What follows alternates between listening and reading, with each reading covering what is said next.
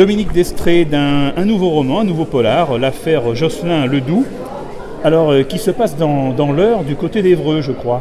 Alors c'est un roman noir tel que le définissait Simenon, c'est-à-dire une histoire extraordinaire qui arrive à des gens ordinaires, dont l'intrigue de départ se déroule au 17 rue de l'Horloge à Évreux, et aussi dans un petit village de l'Eure, à côté de Jouy-sur-Eure, où les deux personnages principaux vont vivre, et l'action, en fait, il y a un crime qui est commis donc au 17 rue de l'Horloge, et Jocelyn Ledoux va être accusé, coupable, non coupable, l'histoire le raconte.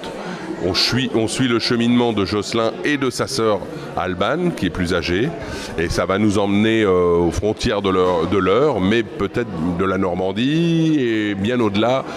C'est un livre qui est construit sur 3 époques, avec un suspense assez dynamique, une écriture très dynamique. Alors bien sûr, Dominique, vous êtes du département de l'Eure. C'était un choix vraiment de rester sur cet environnement proche. Sur les autres romans que j'avais écrits, j'étais parti sur les premiers sur l'Eure-et-Loire.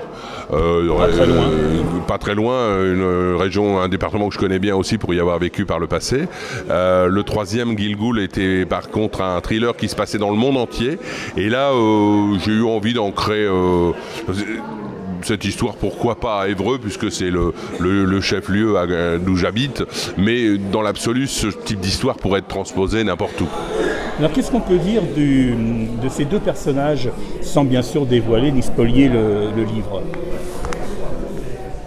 J'ai utilisé pour l'écriture la technique assez courante du flashback, c'est-à-dire que Alban reçoit une lettre dans laquelle il y a des révélations qui sont faites, ça c'est le premier chapitre du livre, donc je ne spoile rien, et d'un seul coup, à la lecture de cette lettre, elle va être projetée 25 ans en arrière, dans un passé qu'elle pensait avoir rangé, qui était révolu pour elle, qui était rangé, conclu.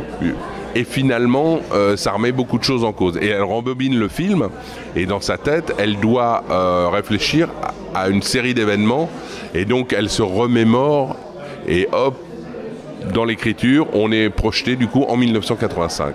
Et Jocelyn, donc le frère d'Alban, qui est accusé d'un crime atroce, et le but du livre va être de suivre la quête de ces deux personnages afin de découvrir si oui ou non Jocelyn est coupable ou pas, et si oui, dans quelles conditions.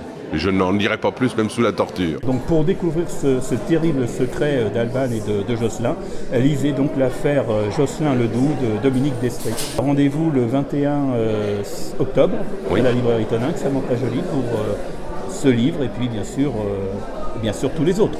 C'est ça. Merci beaucoup.